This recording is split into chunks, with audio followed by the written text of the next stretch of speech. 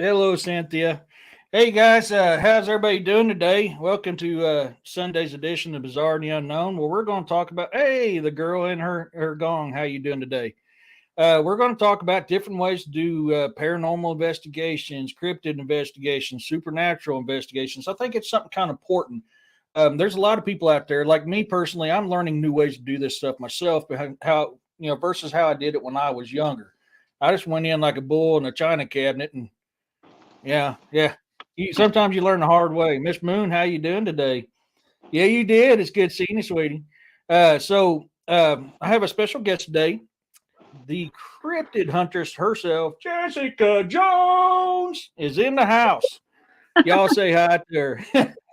So, what I like to do when I have a special guest on, I like for them to kind of explain a little bit about themselves and what they do, and anything you want to share with them, you go ahead and share it. And I'm going to pop up your little ribbon down here as soon as I can find it. But there it is. So go ahead and kind of introduce yourself. Well, allow myself to introduce myself. Okay, I'm Peggy. What's up, y'all? I'm Jessica Jones. I'm also known as the Cryptid Huntress. And it's not just because I have a show on YouTube and stuff. It's because I've been searching for Bigfoot and being a cryptid field investigator since 2011. I'm on three separate research teams, and that's field research teams based here in the South. Okay, we pretty much cover a lot of different areas throughout the South, mostly in the Southeast. My home base is Georgia. Okay, and we're going out there. I started off as like a Bigfoot field researcher back in the day, and that was way before it was like cool to be a Bigfoot researcher. It was kind of hush hush for me because I had a government job. Okay, in my former life, and so I didn't go around telling people I was a Bigfoot hunter or Bigfoot researcher. I just told people I was going camping on the weekends back in the day. So, but let's just say I'm a member of Enigma Research Group, the North Georgia Cryptid Researchers, and Anomalous Studies and Observation Group. We're, I guess some people might know some of our research from, well, probably from watching my shows. Okay, but I bring a lot of my teammates on my channel and on my Spaced Out radio show. But we have an area that we research called the Meadow, and it's at an undisclosed location. The head of that team wrote a book about our research, and it's kind of a biography for him too, of course. But it's got some of our research in it, and we have documented a portal, sent people inside of that portal. We have a lot of, and this is on all my teams. We always have a lot of activity when we go out in the field, and it could be related to us being super psychically switched on. My first team, Enigma Research Group, we're all trained in remote viewing, and that is what our military uses, or used to use. They still use it for psychic spying. Now, of course, a lot of the guys on my team, we have men and women, of course, but mostly men on my teams. And a lot of them have backgrounds in the military and in law enforcement and, stuff like that. Fire chiefs and firefighters and paramedics. But a lot of them have military backgrounds, excluding myself. I have not served in the military before, but I did work in government, so, it's really cool. I'm super active. We get out in the woods any chance we get. And so we take a different approach to the research. Okay, we're out there, boots on the ground all the time. Okay, and when I'm not out there with my team, I take my son. I have a kid, and he's about to be 10, and he's finally gotten interested in Bigfooting and tracking and stuff. So we're all highly trained in like tracking and survivalist skills and all that stuff. Everything. I mean, we've been doing this for a long time, and actually all the people in our team, we kind of taught each other our skills, our skill sets and stuff. So it's kind of like an A team, I like to say, out there. But yeah, I think it's cool that we do have the remote viewing aspect because we can kind of psychically look into encounters that we have, and we can also kind of survey the area before we go. Okay, so we can get the coordinates and do like blind targets, and we don't know where we're going to be sent.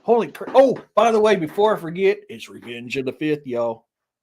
Or It's Revenge Cinco of the de Fifth. Mayo.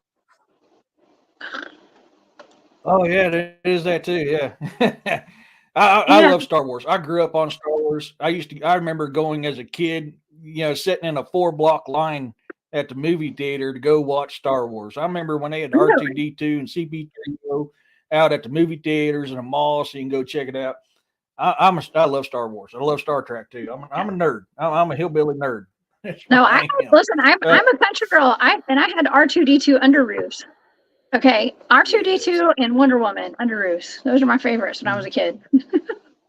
Oh yeah, hands down, man. Yoda, my favorite. Investigations we must. Hmm?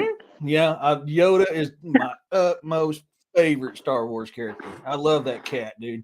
But a lot of people don't know my first active duty station when I left the Army Reserves out of Springfield, Missouri, and I went back active duty. I actually I reclassed in Redstone Arsenal, Alabama, where I went as a 52 Charlie heating and air technician. When I switched over to Army, I became heat and air tech instead of a grunt. So that was the start of my Pogue life. I've done all my Army was my Pogue life. I Mhm. reclassed in Redstone Arsenal, Alabama as the 89 Bravo ammunition specialist. And then my first active duty station was Fort Benning, Georgia. Fort And Benning. I can tell you Oh yeah, now, yeah, there is a lot of paranormal, supernatural, and cryptid activity around Fort Benning, Georgia. that's one of my Yeah, research I have areas, two, man. Cynthia. Yeah, that's one of the Dude, places where I I, take my kid actually, and down in that area. yeah, We call that it's right. It's actually just south of the troop herd corridor where I go, and I love taking my kid down there sometimes, and we just go hiking and stuff. But we have a lot. There's a lot of activity because, and I don't know if it's because it's by a army base down there with the airborne. Isn't that like airborne school or something? yeah, I don't even know. yeah, Okay, yeah. so well they have a lot of UFO sightings right there. I mean, it's like a Yes. huge amount of UFO sightings and alien abduction reports. I wonder if that has something to do with the Oh, military. Gotta wonder. if you're looking for a yeah, man, and me and Williams talked about that several times. Like, everywhere I've been all over this world. I have seen UFO, cryptid, paranormal, supernatural stuff all over this world. That's why I'm so big into it. That's why I love it. I always say I'm an aspiring cryptozoologist because I'm learning the right way to do things now versus, like I said earlier, bull in a china cabinet. That's just how it was for a long time. But if you want some really good paranormal activity at Fort Benning, the railroad tracks. The railroad Oh, tracks down there has got a lot of paranormal activity. I mean, the whole base does itself, but I don't know what it is about them railroad tracks. Weird hmm. vibes on that thing all the time, all the time. Wow, that's good So to know. that's one of the I've heard scary. some stories. Yeah, I've heard some Yeah. stories of Bigfoots down there. Mhm. I live near an Air Force base. This is from Miss Moon. I live near an Air Force base and have seen many of weird things in the sky at day or night. Yeah, I have too. My first UFO experience in the military is when I was doing fire watch with, I'll just call him TJ. I don't want to say his name. While we're at boot camp at San Diego, California. And TJ goes, "Hey, T, come here." I was like, "What?" I was like, "Dude, we don't want to wake up the DI, man. What's up?" He goes, "No, dude, you got to see this. You got to see this." I was like, "Okay, dude, calm down, calm down. I'm coming, I'm coming. Keep quiet. You're going to wake up DI. We're going to get our asses chewed out." So I go over there. There's these freaking lights like this kind of moving around the sky around San Diego. And then they start doing some weird crap. And then they split into two. Now there's four of them. And they're just kind of dancing around doing this all weird shit. And then they just, boom, gone. I was like, I'm not reporting this. He goes, I'm not reporting it either. But we spent a good 30, 45 minutes watching this. I mean, we was late waking up our next shift because we're sitting there going, holy cow, dude. I mean, I've seen some interesting stuff around military, but there is a lot. I mean, I've got a lot of UFO activity out here too. I've had people I was like, man, I don't believe in UFOs. I said, because out here I don't have light pollution. I live out in the boonies. I mean, you hear banjos, you go keep going until you stop hearing banjos, then you get to my place. I'm out in the boonies. And So I've had people come out and I was like, you don't believe in UFOs, right? And they're like, yeah. I said, what's that right there? And you watch these things just do this weird stuff in the night sky.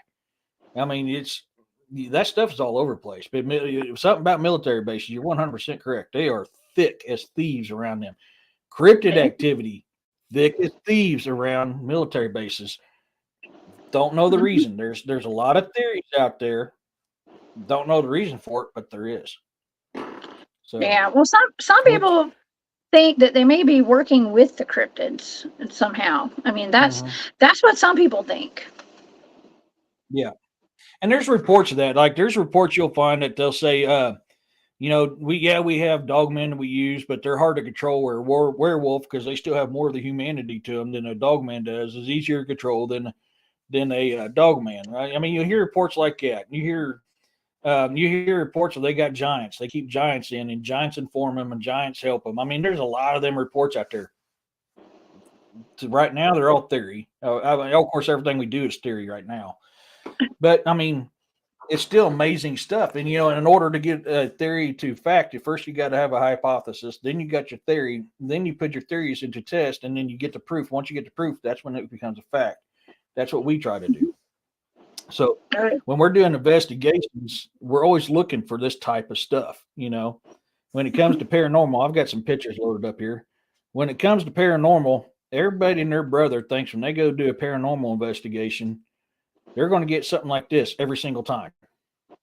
Folks, that's a rarity. When you're doing paranormal investigations, to get an apparition like that is an extreme rarity.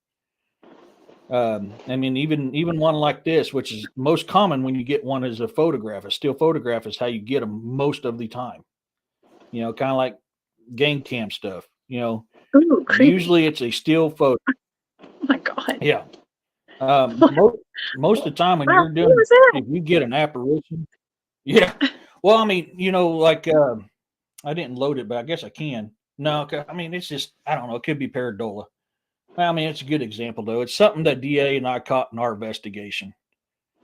Um, Let me get to the right one here. I didn't even think about loading it up because I was working on trying to get this paranormal investigation that DA Roberts and I did done that I can and it's my dang computer's acting like a yeah, what's a polite way of putting it? it's acting up. And every time I get something loaded and I'm almost done, it completely blanks out and I lose everything I had. It's Sounds like very, my very world. frustrating. Oh, dude. I've been fighting this since I got off the show with William this morning. So I'm going to load that one because this is going to be a good picture to preview what I'm about to show you. Come on, Yeah, that mouse, was work a with me great here. show. Great show this morning with William. I enjoyed that. Oh, thank you. Yeah. And It's yesterday always morning. a blast being on. Yeah, it's always a blast being on William, man. I got a lot of love for him. Oh Ooh, yeah. oh, I can't get on military jokes on the show, so I better be careful. I about made a military joke here for a second. um, so, to give you a rough idea, it is very hard to tell the difference between pareidolia and an actual thing. So, this is the picture I took yesterday when I did the reveal, and this is the spot I'm about to show you. Can you kind of make out a face in that photo? Yes, you kind of can. But what we found interesting about this photo is the detail we caught this night, the detail of that one there versus what you've seen before. So, this is a prime example when you're doing investigations. Sometimes it can be pareidolia, sometimes not. But an instant like this, where you can see the nose, the nostrils, the beard, the mustache, the mouth, the forehead, the eyes, the hat, versus what you take during the daytime, and all you get is that. So you can kind of make that out. Now, could that be your mind saying, hey, I remember what I saw here, and that's why that's coming up? Pareidolia. Absolutely. Your mind's trying to compensate for the pattern in something. And that can work both ways. I mean, that can work where you thought you saw something and you didn't. Yeah, Kathleen, how you doing? Good to see you. So that's something you guys have to play when you're doing investigations. You have to understand. Um, not everything's going to be cryptid related. Not everything's going to be paranormal. Not everything's going to be supernatural. And this is where I'm going to jump into the actual investigation part itself. Is this part here? history, like we said, very, very important. You need to know the history of what you're investigating. That means thorough ancient history and above, and that's my opinion. Ancient history all the way to present. You also got to know what it is you're looking for, and I mean, and you're absolutely right. Like my woods here, I have cougars, I have red wolves, I have gray wolves, I have bears, I have bobcats, I have coyotes. I have a lot of things that run through these woods. And I have seen and dealt with a lot of the things that live in these woods. So it's very important. You have to keep your head on a swivel. And you're absolutely right. A lot of cases where there's Bigfoot, there's also Dogman. I have the same thing here. You know, the river that runs close to my house is very well known for Dogman and Bigfoot activity. Of course, I'm in Missouri. We got a ton of caves. Which one of the leading theories, the more I read into it, the more I start going, I kind of agree with this because a lot of it, the puzzles fit together perfectly. Is it true? I don't know. It's a very good leading theory is they use caves to navigate and move around. I actually agree with that. So when you're doing, for me, when I'm out doing field research, you know, I'm looking for certain things, certain signs. You know, I'm looking for, yeah, baby girl, I'm live right now. I have stuff I need to get rid of.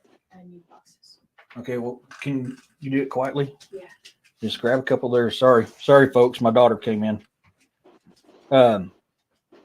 Some things I. Uh-oh. I think Eric disappeared. So we'll see. If he doesn't come back, I can keep talking, y'all. There you go. Oh, there he is. There we go. Wow. Man, I was about to take over your show, man. Go for it, man. If that happens, go for it. I just lost everything on my computer and then it kicked back up. My God. Like, what the hell? I was like, what? Where did Eric go? I'm going to just start talking about my research then. Okay. Go for it. Yeah, go for it. Now, I don't know for you. For me, when I'm out in the field, and this is dealing cryptid, I'm looking for stuff like this. Now, this is strip trees, but I'm not looking for one at ground length. I'm looking for something that's 6 foot and above. So if it goes from the ground and 15 foot plus in the air, that's when I'm seeing strip trees. That's when I get interested because a buck and a porcupine will do this. So you got to have that margin of error. I don't know if this is something you run into out in your investigations or not. Yeah. Well, I mean, yeah, we come across some stick stuff. I don't know. On my team, the guys on my team have always been like, look, he's like, the guys are like, you can never underestimate the power of board hikers and board campers. So when it comes to the stick stuff, I don't know. I don't know. It depends totally because actually there's one spot that I go to that has a lot of tree bends. Okay, and these tree bends are it's not the weather. Okay, it's definitely not just the weather. And I've actually posted some pictures of this before because these trees are kind of they're super skinny trees, but they're still like 30 feet up in the air, right? And they're bent over and they're tied together with other sticks, and they have like an asterisk is what I call them, where they're all intertwined and they're clearly tied by hand, okay, together to hold the tip of that tree down into a loop. Okay, and they're tied, but it's at human level. Okay, it's like at a level that I would have done it. Okay, now not to say that I could get a tree and bend it down like that, but the tree things are interesting to me. We always look into them because a lot of times where we have these tree bends, it could be humans doing it, but we've also seen Bigfoots in the area too, so we know there are Bigfoots there. Yep. So it's really about going out there consistently, going to some of the same places consistently to get a really good feel for what you're dealing with out there. Because, a lot of people who are researchers do go to like federal lands. They go to national forests. They go to state parks.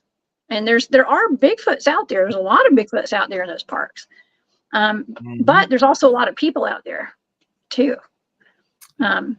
So I mean, that's a good point, and that's why when I see something like that, which I've got tree bins too, I didn't load them up. I just loaded up a couple pictures I found, and all this stuff is on my property, on my 40 acres. Yeah. That makes a Um, difference too. Big time. it does. So when I see something like that, and I get that height, if it's 6 foot and above, that puts it out of the deer and the Mhm. porcupine range. Okay, so now we're Yeah. into human to cryptid range. 6 foot or above is a good average. I mean, you could probably even go 7 8 foot, but six Mhm. foot and above really takes it out of deer and porcupine range. And that's where I start looking for things like this right here. Where'd it go? And this is the first, this is above pictures. That's my foot. I got a size 9 foot. This is a little bit closer to it. And that's what I usually find around these things. If I don't find these around Mhm. these things, I don't put a whole lot of credibility into it because you're absolutely right. It very well could be human range. But I find footprints. When I find footprints around them, that's when my Yeah. excitement goes up anymore. But a lot Oh a yeah. lot of times I'm not looking. I'm looking usually for a specific tree like cedar. Cedar has a lot of medical property to them. So like an oak tree, I'm not going to be as inclined. I mean, I'm going to take an interest in it and I'm going to look around it, but I'm more looking of like willow, cedar, um, sage, stuff like that. Any kind of plant that's got medical property and it's had manipulation done to it. That's when I really start going, okay, we got something. Hey, Corey, how's it going, bud? Oh, yeah. That's for me on my side. Yeah, that's really cool though, because that's your private property. Nobody's allowed on your property, probably. And so No. it's more likely going to be not non-human if you don't have people out there on your property. Yeah. It's just you and your family. Hmm. It that makes it more Hmm. probable to be something else. And the fact that you have, I mean, that was a pretty nice deep indention right there. That print you had. So Yeah. yeah, chances are you probably got something on your property there. Yeah. And those Yeah. were actually from last Sunday. Those pictures Really? were from last, well, except for the strip. Yeah, except for the strip cedar. That one was taken Mhm. in September of 2023. Yeah. But the footprints was what I found last Sunday when I was out mushroom hunting looking for my little friends. My little friends keep people off my property. My little buddies. But yeah, they so they're good about that. So that's kind of stuff I play into it. You know, I deal with a lot of stuff. I'm not just strictly cryptid. I'm cryptid, paranormal, supernatural, mythological, folklore. I love every aspect of that kind of stuff, and a lot of Mhm. that stuff is what we see daily if you actually pay attention. You know, Oh, when I'm doing when I'm doing a paranormal investigation, one things I like to do, and this is the next step. So we got the history, we got what we're looking for, and some things to kind of pique your interest. I also like to test the vibration of the area. I want to go in and usually I can sense, okay, yeah, we got something here. mhm. Like when I did the deal with for Brandon and Stephanie, my friends at Everton at the bar. I was like, I can tell you for me, the three spots I feel: the kitchen, the bar, and the pool table area. And he's like, yeah, man, that's three of our hottest spots. And that's what I do when I walk into a place. I'm taking yes, actually, I do, Miss Moon. I've done a show on that, and a couple times, and I've showed pictures of a dryad tree, a possible dryad tree that I have on my property. I have elementals that come around here a lot too, so I'm very respectful of my land. I'm very very picky about my land. I practice extreme forestry and animal husbandry on my land. I don't take more than what I need on either hunting side, gathering side, or even the forest side. I do not take any more than I need. And if I come across something that to me could be tied to Fae, I don't touch it. I will not touch it. I leave that alone. That's their home. That's their space. I'm respecting them, regardless if it's Fae or not. If it's a possibility of it being Fae, I won't touch it. I don't take nothing from the woods unless I'm told to. Like what I've showed the rock several times before that I found a couple weeks, about a month or so ago, when I was out there doing some checking of my area. I felt a pull to a location. I followed that pull. When I got there, I looked down, and this rock, a unique really unique looking rock. I had that feeling that I was meant to take that and share it. So I did. If I don't have that feeling of take it and share it, I won't touch it, because there's a lot of times, folks, you do something like that, you are asking for a lot of trouble, especially if you take something from faith that you're not allowed to, or the Ooh. elementals, or the big folks that walk around out there. So Yeah. Well, it's and something to take into consideration. well, that one Go ahead. place up Sorry. in Tennessee, the Bell Witch Cave, you can't take any rocks from there. Mm. Did you know that I had John Bell's grandson on my show last night from the Bell Witch case? No, Yes, that was one of was my that guests Derek? last night. Derek, yeah. He is a Oh, fifth yeah. great grandson of John Bell. Yeah. Oh, wow. That's an interesting story right there. The Bell Witch Yeah. deal. There's a lot of controversy around that thing right there. That's an interesting story. Yeah. You It know, is. Well, you can't take anything from that cave at all, because they say that people will take like a little piece of gravel or a little stone. And I am notorious for having quartz, speak to me when I'm out there. I swear it does. I'll be out in the field. mm, Anywhere I go in an investigation, there's so much quartz, and there's always one beautiful piece of white or clear quartz that I mm, can see just sticking out, and I take it. I always say I have one piece of quartz from every place that I go, like a little one, and so I have my collection. Okay, so, and nothing bad has happened yet. I felt like I was meant to take it. Okay, but you take something from that Bell Witch Cave, and people will lose family members. They lose their jobs. They lose their homes. Their marriages go to crap.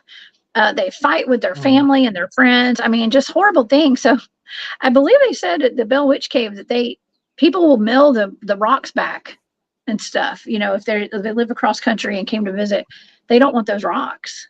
They don't want that smoke, man. You know what I mean? Yeah. So, Thing too, people don't realize. Like when I was in the Marines, I was stationed in Kaneohe Bay, Hawaii. We call it K Bay, Kaneohe Bay, Hawaii. And if you guys, if you're at my age, we'll just leave it at that. You kind of remember a show called Gilligan's Island. The opening theme song to Gilligan's Island, that island scene, is the island in the middle of K Bay, Kaneohe Bay, and that is also oh, where hammerheads give birth. So oh, in Hawaii, a lot of people are known to take like rocks or something like that from Hawaii when they get home, and their house is just like weird crap is going on in their home all the time. So I mean that fits a lot along with that with the Bell Witch Cave deal. I mean it's that stuff happens. oh Yeah, yeah. yeah, and that's I always tell people all the times like, look, you can purposely do it or accidentally bring something into your home. I've been to homes several times where I've had people call me and say like, dude, I know you're into stuff. I got something weird coming on or going on here, and I'll go in there and you just feel the heaviness. I mean, the best way when it comes to paranormal and supernatural, folks, one of the best ways to tell if you got something there is the heaviness of the air. The air feels heavy. You feel a weight upon your shoulders. You just feel all that stuff. Just that's one of the best ways I can describe it. I mean, there's more to it than that, but in latent terms, the heaviness of the area, you can feel it. Now, you can also have that same feeling with cryptids, especially if they don't want you there. If they Oof. don't want you there, you'll Yeah. feel that heaviness. You'll feel that negativity in the air. And the same thing Oh with yeah. paranormal and supernatural. It does the same thing. So when I go Which in there, I'm is like, connected too. The cryptids yeah, and the paranormal stuff, it's all kind of connected. I mean, I've hit like energetic brick walls is what I call it, an energetic brick wall. And people on my team, all my mm, friends out there, we've all experienced it at some point. Just about everybody has. Where you'll mm, be walking through the woods at night and going down a trail or going off trail, and something stops you and you can't go past it and you can't see it, but not to mm, move any further forward or else, you mm. know. Well, you got to also think too when it comes to cryptids. The Native Americans tell you they are the elder big brother, the first beings. They were here before we were. Much like the jinn. The jinn are some of the first beings too. They were here before we were. So a lot of this stuff, yeah, I mean, there's similarity to them. So I've done a show on the magic. I've always talked about the magic of the mountains. I'm very big because hey, Val, how you doing, sweetie? Melissa, I'm sorry. Hey, Melissa, I just took a quick glance at the name. Sorry about that, Melissa. Um, So when you get into like the mountainous areas, you can feel what I call the old magic. Okay. I've done a little bit on the Ozark Mountains because that's where I'm from. And I feel the gravitational pull to that magical area, like this property. Like I fought, that's why I fought so hard to buy this property. Pineville, Missouri is another location in the Ozark Mountains. It has a lot of magic to it that I feel that pull to it, that connection. I'm one with it, in which stands because my family has a lot of history in that place too. So when you're dealing with cryptids, you got to realize they've been dealing with this magic and know how to use the magic of the land far better than we do. They really do. They are one with the land. And so when you come to the magic stuff, when you're talking about that, the pull, the feeling they send to you, it stands to reasons. They know how to use that to their advantage, and they're going to do it. Mine, when my guests, whenever they don't want me in the woods, they let me know. You can feel it. It's like, hey, you need to stay out. And I'll generally stay out unless I absolutely have to do something. Then I'm packing pretty heavy. I go in, get my stuff done, and I get out. And I haven't been messed with yet, but that's because they know, hey, he's not going to linger. So he's just going in, get his stuff, and get done. And at one time, that's probably going to bite me in the butt. I'm not going to lie to you. That is very possible. That's why I'm packing pretty heavy, because at one time I do it and I'm not packing. There's probably a time it's going to bite me in the butt. Yeah, well, they can read your native, intentions too, and like energetically, they can read your intentions. They can read your mind. Okay, I think. I mean, there's telepathic communication going on and stuff, and they're all so in tune with nature. Something that we have been completely removed from, almost not completely, but as humans in this age of technology and all the stuff that oppresses us, we have lost that connection to the earth and to our surroundings and to Mother Nature. So, but they're still in tune with it for the most part. I mean, I'm sure they're affected by all this 5G and stuff. I'm sure. I mean, I think that's why some of the cryptids are so ornery and mean and can be violent, is because of some of this manipulation that's going on. Oh yeah, electronic manipulation. And you also got. Hey Kevin, hey, it's good to see you, buddy.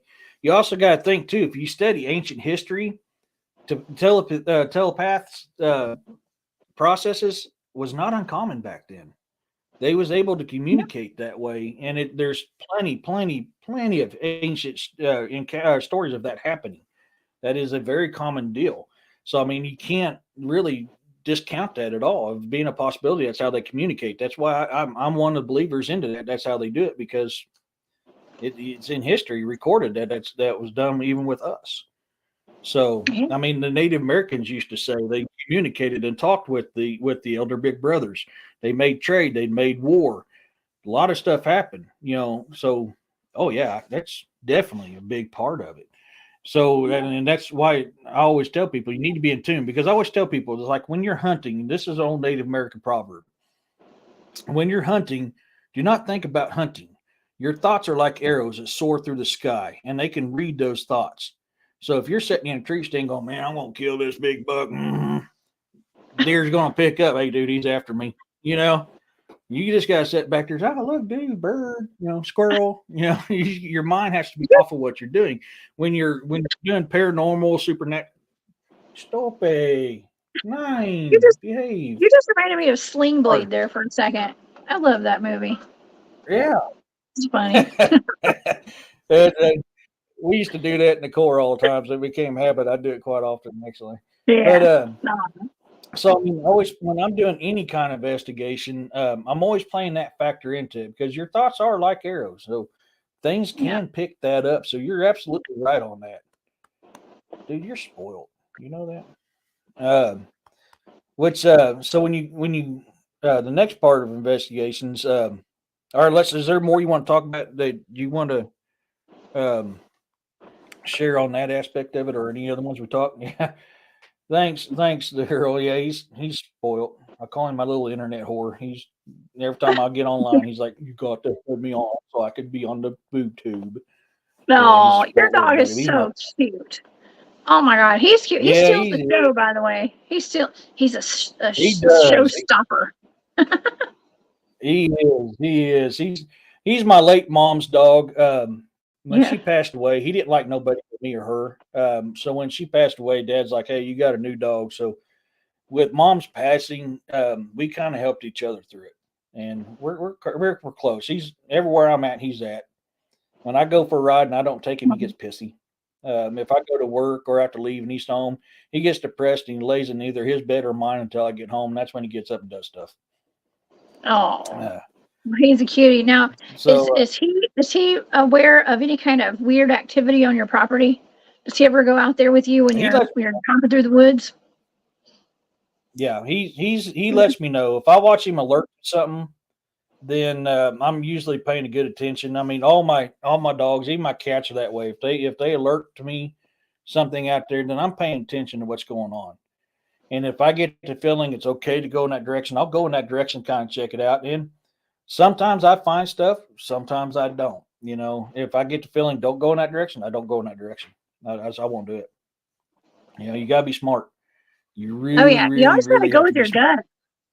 Yeah, I mean, you got Hmm. to kind of, yeah, you pick up on energies. Pick up on the energy. If something feels off, don't go out there, especially if you're by yourself. I try Hmm. to never go out in the woods by myself. When we're in places that are, have Bigfoots and cryptids and stuff in them, I don't like going out there by myself. It's just a rule of thumb. I mean, even with well, I can't say, see, I have a German Shepherd, so she's pretty tough, and I'm able to handle my own as well. Okay. But it's still not a good idea No. to go out uh, by myself into like national parks and stuff. There's just too many bad people hiding out there and stuff. I mean, we Yeah. found encampments out there. I mean, they've caught like serial killers out there in some of the mountains up in North Georgia. And, yeah, and Oh in yeah. That's not Alabama uncommon. and all those places. Yeah. Hmm. Yeah, I mean, So you not only you don't have to only worry about the creatures of the woods, but you got to worry about the great North American crackhead too. So I mean, you got a lot of weird stuff out there. You know, and you oh my really have to God, be careful. you said Even it, in not my me. job, yeah, I did. I won't take it back. I said it. You know, even with my job, I have to deal with that because I'm out in the county a lot. I'm out in the county 10 hours a day, and it's just me and my truck a lot of times. So even with me, I mean, I'm out fixing something. I'm like, okay, I'm taking notice to sounds, feelings. You know, and generally, I'm pretty good. Every now and then, you'll get that one. I mean, you'll get that one every now and then. So Yeah. yeah, you really have to pay attention. I mean, yeah, I mean that's all aspects of your life. Obviously, I mean that's just not just investigation. That's just normal life too. You know, you really do. So, but you know, it's I just you are you're stubborn. Look at me. I'm innocent. Yeah. Uh, but you know, this is a lot of things you got to pick up. I mean, I know we're just scratching the surface on a lot of this stuff. You know, and one of the things like noises, we'll take noises. Noises could play a big part when you're investigating too. At the same Mhm. time, you have to be very careful on that as well because I know my noises in my woods. I've ran these woods for 31 years. You know, I know my woods. I can go out there in the pitch of black and find my way home with no light. I know my woods. I'm out in my woods often, and I think that's when I'm out in my woods, I'm by myself quite often. I've done it. I've been running these woods since I was for 31 years by myself. You know, sometimes with my brothers, sometimes with my kids, or whoever I'm with. But most of the time, I'm by myself. Now, if I won't do that, what I do here, like when me and Da go up to Moon Valley, do some investigating up there. I'm not. I won't go up there by myself. I don't know the area. I don't know the feel. I don't know, what they're like there. I know the temperament here. But even here, with me knowing the temperament, I'll tell you straight up, there's always that one that may have the bad attitude that will test that theory. There always is. You have to play that. So, and I'm just as guilty as anybody else. I know the temperament of my guest here. Yeah, I do. But I'm also smart knowing there's always that one. They have the same mentality we do, folks. Most of them will Yeah. be nice, but you'll have that one that ain't. And you have to consider that when you're out there doing that. So when I go to a place that I'm not familiar with, that I'm not known in that area. I'm known in this area. I go outside my area, I'm not known. And you have to consider that. So absolutely do not go. Do absolutely do not go by yourself. No. I What mean, because what they we got to Oh, go ahead. Oh yeah, no, you have to. Yeah, there could be an alpha Bigfoot or something out there. You never know. But that's Mm, why I had mentioned earlier that it's important to have consistency, to keep going back to the same mhm, places. And if you're going to go on an investigation, you're going to go do some research, go to the same place, get to know the land, get to know the sounds, go every season. Okay, so you know what it sounds like in the winter, what it feels like in the winter, the spring, mhm. summer, fall, see what kind of animals are out there. I mean, that's what we've been doing for years and years on my teams. Okay, just going to some of the same areas, just so that you get to know that area, and the area gets to know you. That's important too. Yeah. So Yeah. I 'Cause- have one spot that I go to, and I've took, okay, so there's one of my favorite spots that I go to. I took Robbie up there from DA's podcast. Okay, and Yep. Robbie's come down to Georgia the past 2 years to the Georgia Bigfoot Conference, and I've been a speaker at Mhm, the Bigfoot Conference the past 2 years. And so when he comes up, and the night before the conference, he and I usually take him up to some of the places I like to go. One of the spots where I like to go, and mhm, it never disappoints. Okay, but here's the mhm, thing: like he's even noticed. I think that whatever's up there, it knows me. Yeah, I've been going there for a long time, mhm, but when I have other people with me, it's not always so nice. But I think it's nicer since I'm there, than it would be if those were just mhm. strangers that showed up in that area. Okay, but yeah, And like I I said, agree. it Like, never disappoints. oh yeah, Mhm. I mean, and I agree with that. When we did that docu series I was with Linda Eastburn, and we came out here, whatever, my guests did not like that. I had that feeling when we Really. left the woods; they were not happy. The feeling was, who are they and why are they here? Type feeling. That is what I got from that. And after that, my activity dropped down for about 2 3 weeks. I mean, it just they were not happy about it.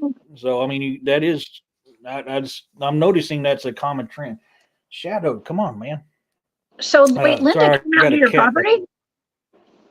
Uh-huh. Linda actually came out there. That's awesome. I've actually did a Yeah, interview with Linda a while back. She's really yep, awesome. That's cool. yeah. The show on the docu series I was in when we was doing that was called Byways of Bigfoot. It's on her channel. And because we was doing the Bigfoot encounters along the Niagara River and the rich history it has with them. And of course, my property goes alongside, not far from Niagara River. It's just right over here. My kids swim in. I've swam in it. It's just right, hop, skip, and jump from my house. So Cool. we have a lot of Bigfoot and dogman activity along the Niagara River. So that, we was focusing that one on there. Um, it's thanks, Roxanne.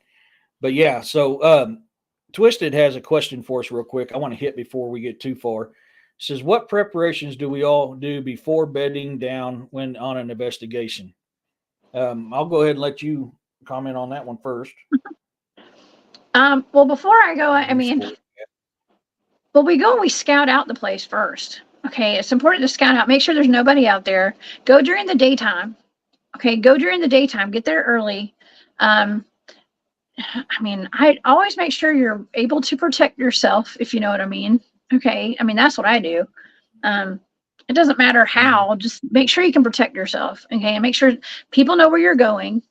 Okay, make sure somebody knows where you're at.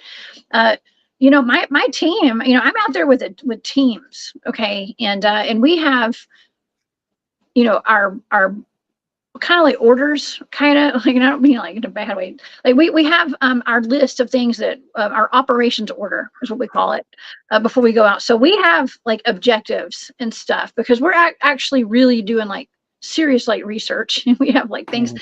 we need to get done while we're out there. And so we have like meetings at base camp and stuff. We all set up at our base. We pick a base camp, go set up. We make sure we know pretty much who's got what and what equipment and who's got firearms on them and stuff. Sometimes it just depends. It depends on who's with us. Just to know what's what and who's who and where everybody's going to be. We divide off into teams and stuff, and so those are the kind of precautions we take out there. But we get there early. We go take baseline readings and the places that we're going, as far as radiation and stuff like that, because this is something that I think it's affected our team more than we could know right now with the radiation and stuff out there. So that's something that's important to know. Not to get into details about this stuff, but yeah, I mean, I've had 2 of my teammates pass away over the past couple of years, and both of them are the ones that walked into the portal. Okay, that we documented. Yeah. So there's a lot. We take a lot of precautions now. Okay, we always did, but now we take a little more before we go out there. Yeah. And yeah, I can't say I'm not volunteering to go in a portal. Okay, I'm not. I'll be there to film. No. I'll get my camera out or something else. But no, I mean, yeah. I've got too much to lose here, you know, and all of us do. But yeah, there's a lot of precautions to take though. Well, I won't walk in the portal just because what I've studied in history when it deals with portals. I mean, our ancient ancestors used portals all the time. When I did the show on the Bermuda Triangle, you know, I pointed out there's actually 12 of these, 6 in the lower half of the equator, 6 above. The only 2 it's offset is the North and South Pole. And they talked about that's how they used to transport from one part of the planet to the other. But they also said the key thing when dealing with portals is you have to have a key to go in it. If not, it will destroy you. I mean, that's throughout ancient history. I don't have a key for a portal, so I'm not going to walk into one. I'm sorry. I mean, that's where ancient history comes into me when it comes to dealing with portals. And that's just radiation for Bigfoot Dogman or a DA government or the government, Jessica. She was... I can tell you. Yeah, I can answer that. I can answer that because we go and take baseline readings of radiation. We take Geiger meters, Geiger counters, and stuff.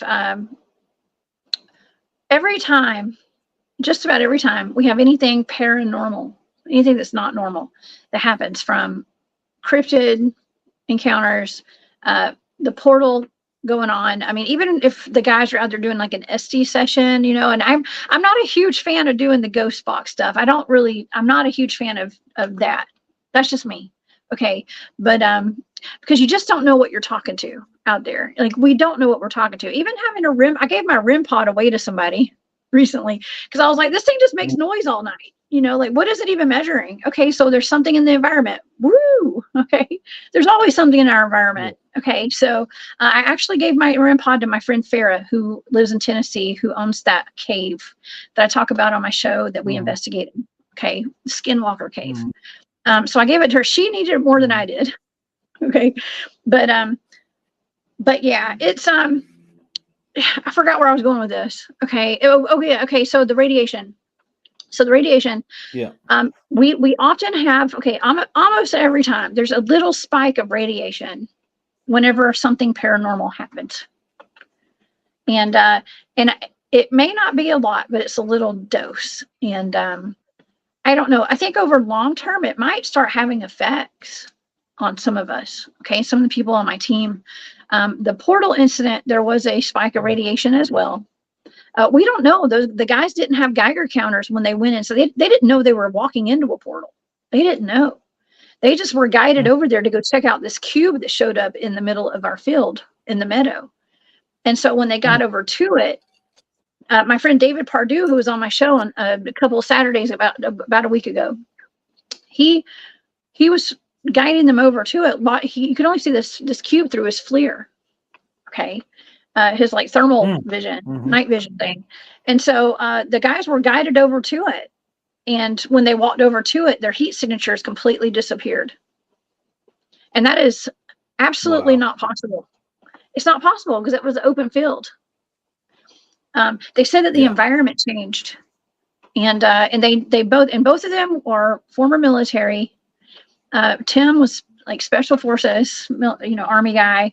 Bob had been in the Navy, I believe, and they're both like search and rescue guys, like super switched on psychically, and both remote viewers as well, by the way. And they knew something was off, and so they backed out. They didn't know they were inside this cube, but their heat signatures had disappeared, and they noticed that the environment was different. And the temperature had changed and all this stuff. So they backed out and their heat signatures reappeared. but so they didn't, and it was weird because the cube like shrunk down and then it floated away as soon as they came out of it. And it's on film. Like we actually have it recorded, but we haven't released it to the public online yet. But when you go to like conferences and stuff, the head of my team, Trey, he shows the film whenever it's like in person at a conference. It's really cool though. I mean, it's interesting, but however, it's like, well, did it put off too much radiation? You know, like more than the guys could handle or something? Because they both got sick shortly after that with health problems. Yeah, that's possible, and that's one of the things. If you actually study history of portals and how they use portals to get around, Inky, Hindu, I mean, all them, the Anunnaki, the fallen angels, the Watchers, whatever it was you want to call them, all of them use portals. They talk about it all the time. It's a portal pops in a natural energy field of the Earth's natural energy field. When that comes up, you can get a portal to pop up that way, or you have to manifest one yourself. And that's kind of what I was telling you about Corey. Sorry, I did a show on called Corey's Encounters. It's on my YouTube channel, and he had a Bigfoot manifest in front of him that it looked like it had an amulet. And that's kind of what I was hinting at, because if you study history, it'll tell you if you go in these portals without without the right key, they call it a key. It could be a staff, it could be a necklace, it could be a ring, it could be a purse. I mean, just whatever the key is that's made for that portal. Yeah. Okay, what about those little purses that you see? And there's like the Anunnaki or whoever it was that they were holding, or Sumerians are holding a little purse. Is that for the portal entry? No way. That is the leading theory of how they can use the portal, because that was their key. The key to a portal is something that deals with that kind of energy. If you do not have the right kind of key that matches the energy of that portal, it'll destroy you. It's probably like a tuning fork. Okay, so what it does, it probably raises your vibration. It probably raises your energy field or something to get you through that. Oh my gosh, wow. This is the first time I've heard that. Oh, yeah, cool. That's all in ancient history. I mean, if you dig into it, you'll see it. And if you study, the ancient Sanskrit, the ancient clay tablets, the ancient pictograms and stuff like that, they all are saying this. They all have a key, and it's called the key. They didn't call it an amulet; it was the key, and and that's what it's talking about. You got to have that key to go in that portal. If you don't, it will kill you. Oh my God! I just thought of something. Okay, go ahead. So I just thought of this online. Okay, so I had this. Okay, I'm sorry, we're going to go off topic just a little bit, but it's on topic as well. So last week, I'd been given last year or so, or I forgot when it was. Maybe it was a couple months ago. I don't remember. I've been given a blind remote viewing target. I just was given some coordinates.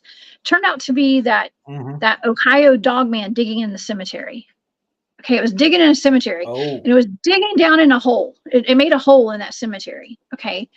And the first bit of information that I wrote down, because we were having a discussion last night with Dennis, Carroll, and Derek, we were talking about why was it digging that hole?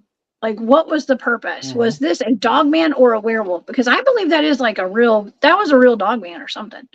But see, a lot, like Dennis seems to think that was a werewolf. And but the first bit of data that, it looks more like a werewolf, and he was kind of relating it to black magic maybe, and digging in the cemetery and stuff. I don't know what, but the first bit of data I got from that target was keyhole.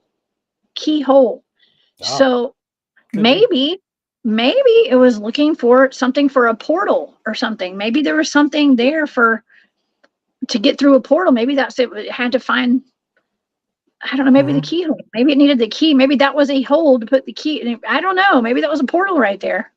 I mean, who knows? It could be fine. Yeah, it could, and that's the thing too, is, like, me and William kind of talked about it this morning, the difference between dogman, werewolf, and I brain farted. Sorry. But anyway, there is difference. Like the ones with the tail is going to be your dogman, where your wereman or your wolfman, and your werewolf won't have a tail because they're created, they're not born. There's the difference between the two. One's created, one's born. Dark magic Mhm. has to do with the ones being created. So, I mean, the dark magic part of it is, yeah, very, very, very, very true. Now you can read history stuff throughout. I mean, the Romans fought Dog Man, and Anubis was a wolf man. You got Rougarou. You got, I mean, this list goes on and on and on throughout all kinds of cultures. I talked about one of the oldest Native American stories about werewolves or dogmen. I mean, I grew up calling them werewolves. That was all I knew them as werewolves. They were wolf that look human, blah blah blah. Werewolves. They're all the same. I grew up being that way. Through my research is where I found out, hey, there's actually kind of a difference between them. So the ancient Native American story goes, there was two brothers that were hunting, and they were really successful on a hunt. Well, on their way back to the village, they came across an old man in the woods.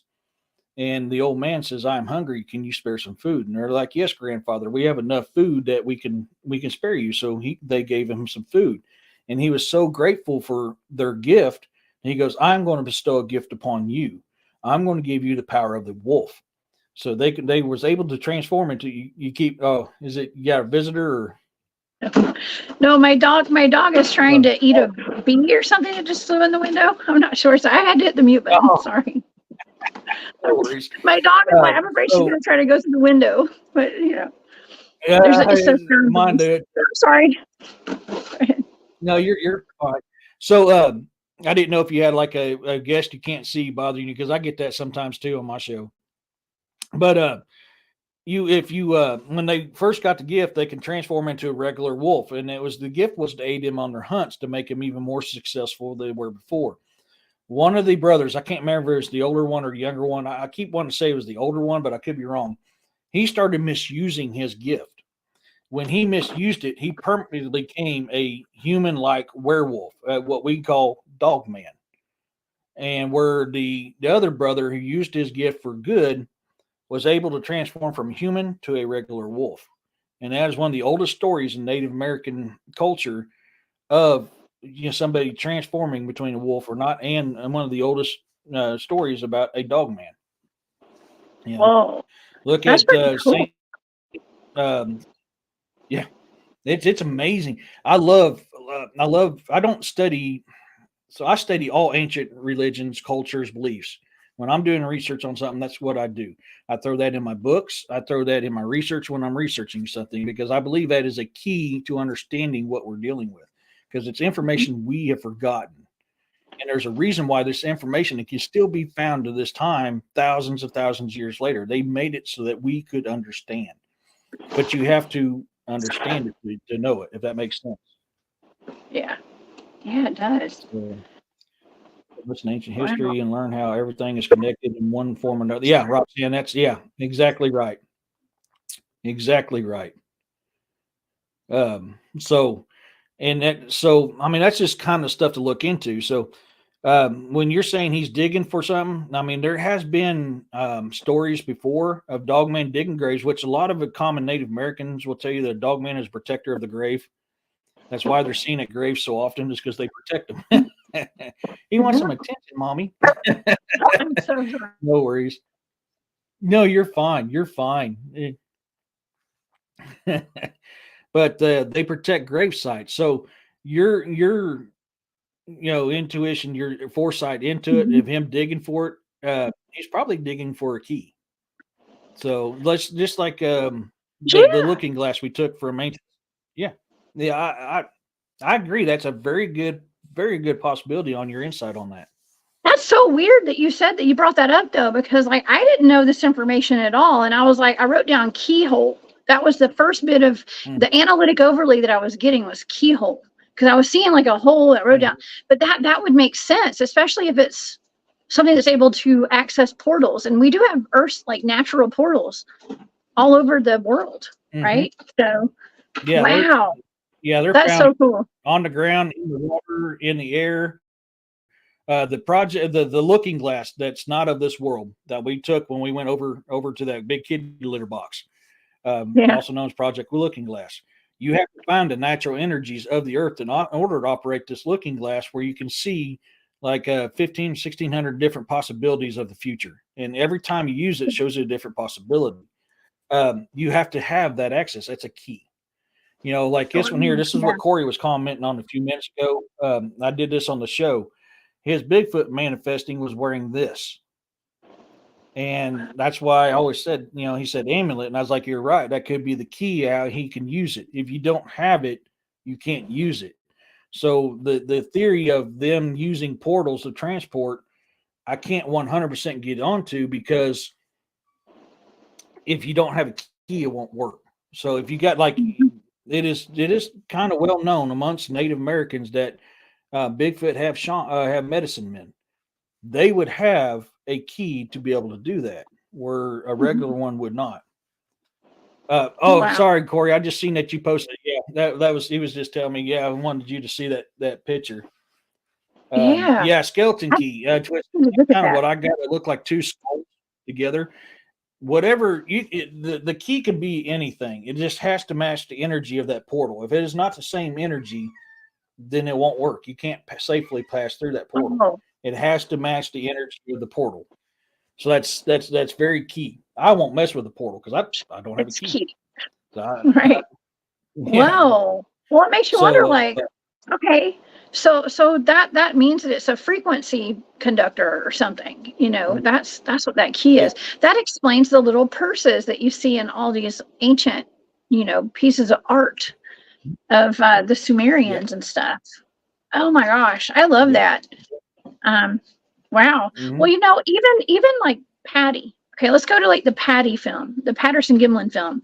And we got Patty on there, like MK Davis. I got to meet MK a couple months ago at the East Alabama Bigfoot Town Hall. Okay, and MK's really good friends with all the bunch of the guys on my team and stuff. And so I got to go hang out with MK, and he gave a fantastic presentation on Patty, and my cousin was there. My cousin, he's an artist who does a lot of Bigfoot art. Oh my God, I'm so sorry. Come here.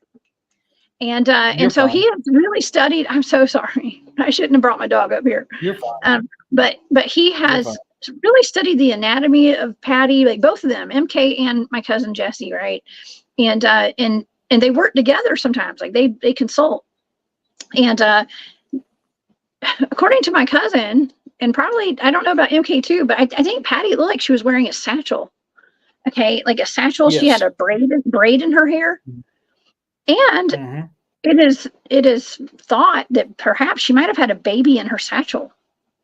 Okay, maybe there was something in her satchel, but she had it was like a strap that went around her arm. It was like a side satchel kind of thing. So, yeah, I mean, and think about like Chewbacca from Star Wars. You're a Star Wars fan, you know, wearing that thing around. I mean, and like wearing a satchel too, kind of, you know what I mean? Maybe that's their key, you know, to access those portals. Did you ever hear the story of how he created Chewbacca? No, I don't know. Idea? One of the things is that he saw a Bigfoot. And that's why Chewbacca looks a lot like a Bigfoot, is because he had experienced one. So in the movie, he created Chewie, the Wookiees. Where did he see them? The trees. I can't remember what was that. I heard about that about 3 years ago. I was watching a deal about it. And it's like, yeah, he saw a Bigfoot. And then it came to mind, Wookiees, Bigfoot. Wow. They don't. I mean, there's a lot of disclosure. I mean, if you look at Star Wars today, it's just a whole lot of disclosure, basically, is what that is. Oh, yeah. One of my favorite cartoons of all times is, too, and that's The Simpsons. Oh, I just bought a Simpsons t-shirt yesterday. I'm so excited. I like The Simpsons. Simpsons is weird, though, because how are they predicting all this stuff to a T? Unless there's some kind of time travel involved, right? Yes. I mean, look at what was that? What was that magazine of John F. Kennedy Jr.? His magazine. George. George. Yeah, George. Is it George? Look how much it. Yeah. Look how much it predicts. Oh. Well, that's a whole other rabbit hole right there. Yeah, that's a whole other rabbit hole. Something that he's still alive, right? Yeah, there's a lot of possibility on that, but yeah, I mean, So all this stuff, I mean, a lot of stuff plays into a lot of things, um, that inspired a millennium. Yeah, I've heard about that too, Corey. I really have. I have not read as much on it as some I did the other stuff, but I do remember that being in I think it was some kind of special dealing with Star Wars. I think it might have been the same one as Chewie, actually. But so yeah, I mean, and if as far as that satchel that Patty was carrying, I mean, yeah, I mean, there's a lot of stuff, especially once they redid that video, and you can actually see the detail of everything in that video. Now there is so much that we did not know existed that's there now. And you're still calling that a man in a costume. You're smoking some crack, and I don't want it. Oh man. Oh, you have the Well, photo? Dude, I want to check that out, Corey. yeah, well, MK actually Sorry. showed there's another video leading up to the Patty video. And so there's the video leading up to it, and it shows what could be her juvenile kid, is what they say. Mhm. And which I do believe was, I mean, he showed the whole thing, and there were some puddles of blood, let's just say, and stuff. So there's a lot more to that video than we've been shown. And MK had the Yeah, receipts, I've heard, and I got to see it. I've, I've heard a theory Yeah. of what that video actually was. It's just a theory. I've not seen enough stuff for me to say I really subscribe to that theory, but I think I know what you're talking about because I've heard a theory very similar to that. Well, I saw it firsthand. I saw it, and Hmm. it's sad. I definitely cried when I was watching it. It was very sad. So yeah, I've talked about it on my shows, but I'm really careful in talking about that kind of stuff because people get mad, dude. People get mad. They Hmm. don't, this like they Hmm. know the story that's in their head, and it can't be terrible. There can't be something worse behind Yeah, that. And but I saw something different, and it was really bad. So, um, I can yeah, I can tell you firsthand. There's crap we do that civilians don't know about, yeah, and if they knew about it, there would be it wouldn't be very pleasant. There's things we have to do or get voluntold to do that is not very pleasant. I mean, told. so when you're talking about that, I kind of understand what you're talking about because I've kind of been in situations where I've had to make a decision that a normal human being would not make. I mean, you do Yeah, it to survive, or you do it because you're told. I mean, so right. oh yeah, that's when I heard that theory. That's why I was like, wow, I can actually see that happening. I really could see that happening because I know what I've experienced. Yeah. So there's a lot Well, of I things think to that do. There's a yeah. Well, say I don't think MK. I'm not sure. I don't think he's really put it out there a whole lot, But in person at that conference, at that town hall, he showed us everything bit by bit, and I was convinced that it happened the way I thought it had. I'd actually been given that as a remote viewing target last year, and it was a blind target, and I was being Mhm. shot at in that target. I was clearly being shot at. I mean, when I was remote viewing it, I was being shot at, and I'm just going to leave it at that. Okay, and seeing him in Yeah, that presentation last a couple of months ago, it confirmed everything that was in my data, everything. So yeah, yeah, yeah, and then beings I don't have access to the most of what that is. That's why I don't ever talk about it on with me because I'm not how do I put it? I'm not as knowledgeable as some. All I got is theories that I've heard, things that I've seen, but mhm. not enough for me to go, I'm falling down this rabbit hole. But I'm also not the person to say it's not possible because there's a lot more possible than what people know. A whole lot more possible than what people know. Um, Yeah, so yeah, I just keep think an this is open kind of mind. what Roxanne was talking about. Yeah, Yeah, I think this is what Roxanne was kind of talking about. I think I know what she is, but I can't remember off the top of my head, Roxanne. So I'll have to apologize to you on that. But I think I know what you're talking about because I think it's similar to the one I am. But I could be wrong. I don't remember. I think I accidentally stumbled across it one day when I came across it. If I remember correctly, I accidentally stumbled on it on some research I was doing. Whoops, there we go. Okay, Davis talked about it in one of his videos. Oh, yeah. Oh, he did, didn't he? I think I caught a few minutes. I gotta go back and check that out. I think he didn't like go in detail. He just kind of hinted around, if I remember correctly. It's been a little bit, so I'll have to check it out. It was a lady that talked about the horrible thing that happened. I think we're tracking on the same page, Roxanne. I can't remember her name. Roberts. That name's I don't know. I'll have to check it out. I don't want to say because I don't know for sure. I can't remember.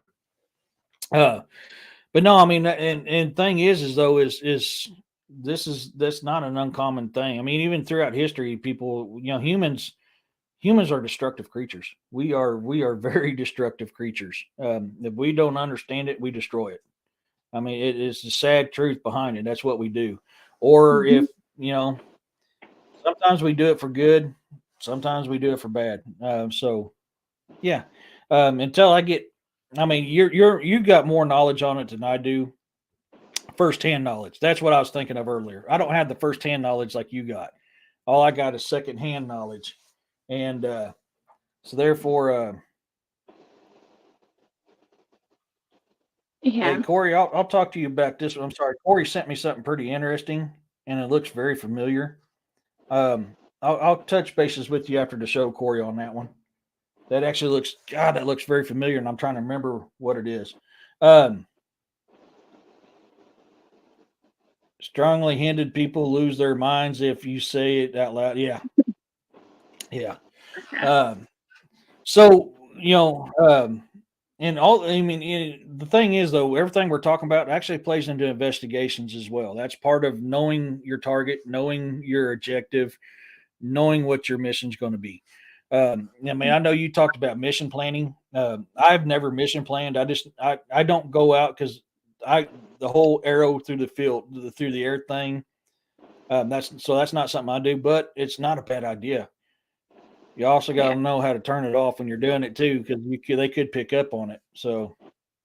Yeah.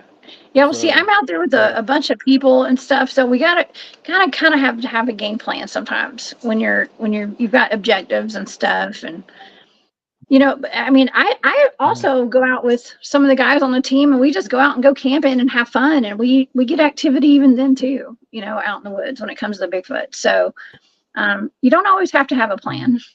You don't always have to have one, but we usually have at least a loose plan when we're out there. Yeah, I've got a general idea of what I'm wanting to do, and then I've got key things that I look for. So not only do I look for those key things, but I also look at the things that's out of the ordinary. I know what's Mhm. supposed to be in the woods, and what's in the woods in one area, you're going to find basically in a lot of other areas. So you're looking for, you know, way things are broken, like a limb broken a certain way. You're looking for moss turned up a certain way. You're looking for prints. You're looking for hair follicles that don't look like a bear or look like something else. I mean, you're that part. That's what I'm looking for. I'm looking something that stands out to go. This does not belong here. This is not normal. What you're going to find when you step out your foot in the woods. Because I guarantee you, what you do in Georgia, you can come here and step foot in my woods, and you're going to have the same thing because woods are very common. It's a very common thing. So you're going to have that kind of same aspect. Now, is there going to be, as far as the wildlife goes, is there going to be some differences? Absolutely. There's going to be a lot of common stuff, but there is going to be some differences too. So that's where you got to learn their differences. What's different there versus here? But as far as the Mhm. aspect goes, bears don't have curly hair. Their hair is pretty straight, pretty coarse, sometimes kind of soft, depending on what type of bear it is. I'm looking for like something along the lines like a polar bear hair. Polar bear hairs, they're kind of clear. You can kind of see through them. So they match in. It's called adaptive camouflage. They can adapt into their environment very well.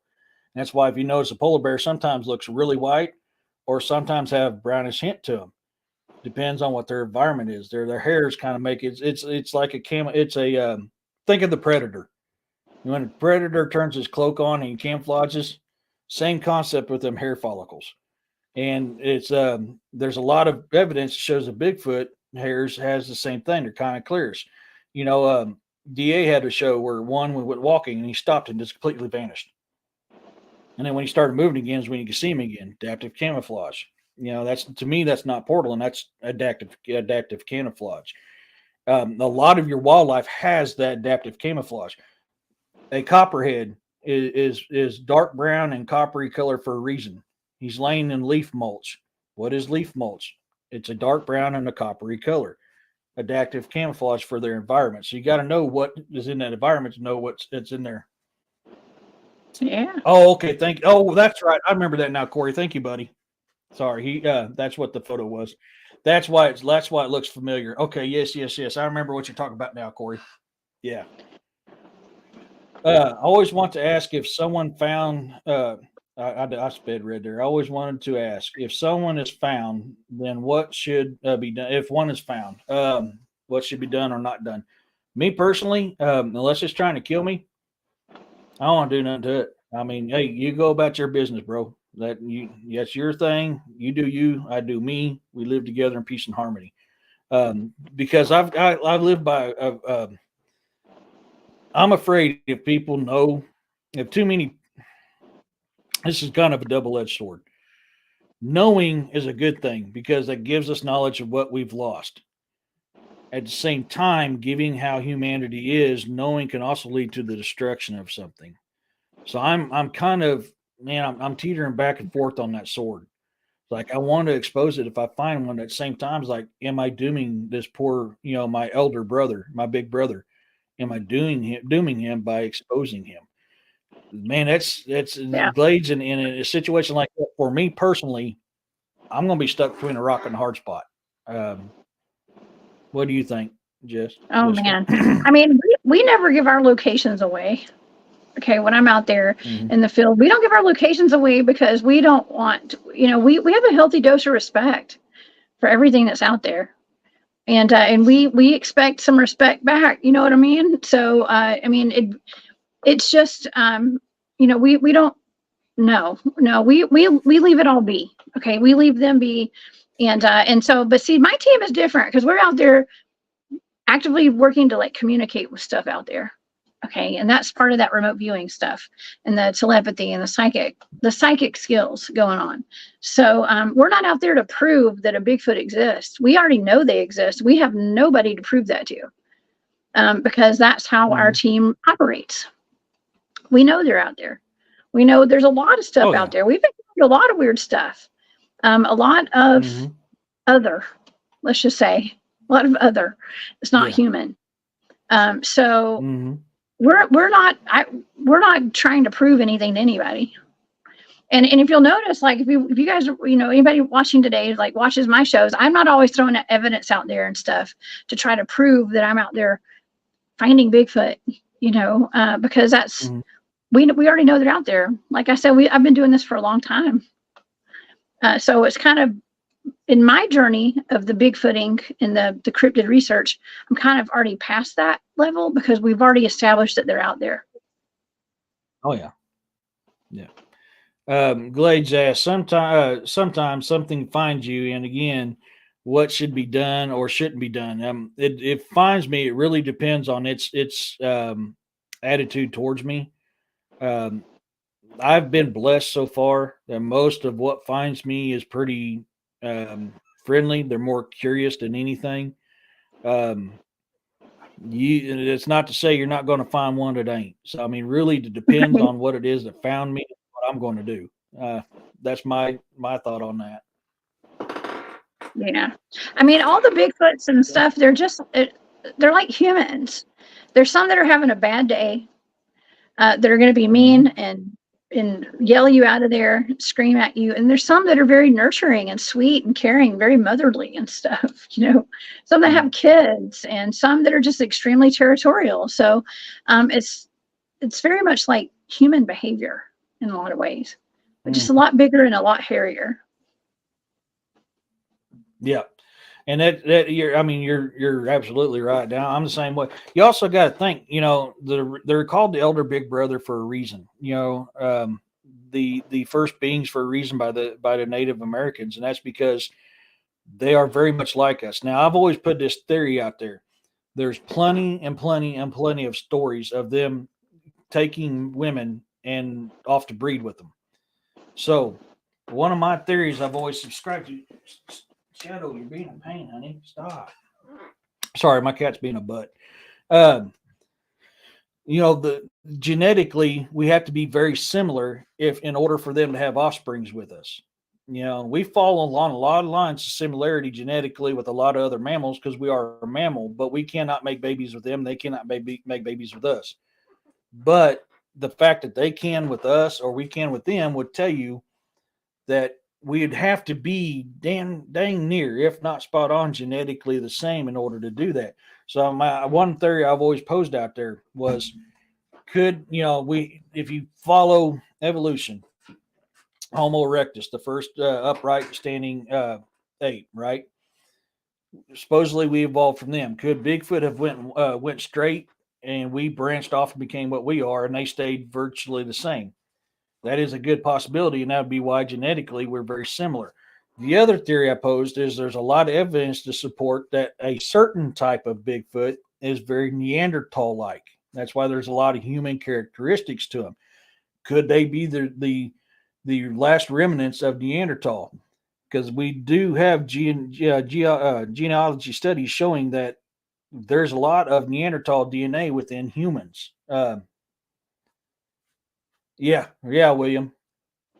Yeah, question everything. Bigfoot has been found already. He wants to be left alone. Yeah, exactly. Absolutely, bro. So that would make sense why we can mate back and forth, as genetically we're very similar, which takes it out of the realm of the supernatural and puts it right back in the realm of flesh and blood. Yeah. I was watching a clip of there was a guy, I think it was like a chief of some like a tribe down in Africa or something. I don't know if it was like, I don't want to say like Dogon people or something. I'm not sure where he was from, but he was talking about reptilians, and he said he was stating that reptilians have the same, like, I guess you could say, like, body parts, sexual organs that humans have, and that they are able to mate with human women, is what he said. And so it made them even more of a threat, kind of, you know what I mean? And so I don't know. I mean, there's several cryptids, that are able to mate with humans, apparently. So, and even the giants, right? So. Oh yeah. Look, I mean, throughout history, there's plenty of stories throughout history of giants and humans co-meaning together. You can take now people classify giants as Nephilim. I through my research, my study of giants, and giants is something I absolutely love. There's different types of giants. Nephilim is just one type of them. There's actually many different types. So, I mean, that falls back to Lilith. Like when I did my show on Lilith and we talked about the red-haired giants, the fact that Lilith has red hair. She went to the seven-headed serpent that was cussing the heavens to ask for the Nephilim to come back and her children and the Nephilim to come back. Could that be part of it? Yes. You look at Anunnakis. Anunnakis talk about it. You take Christianity.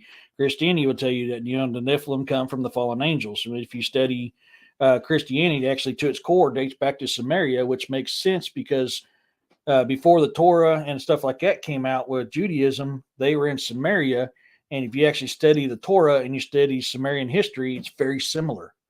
Noah's talked about it in the flood and a lot of other stuff. So the fact that there's a lot of proof of human parts being in with giants is not that far-fetched, man. That's throughout any kind of ancient history, religion, belief. It's all through there. So, yeah. Oh, yeah. Now, the lizard one, I've heard hints of it here and there. I'm not real familiar with that part of it when it comes to lizards and that. Neither.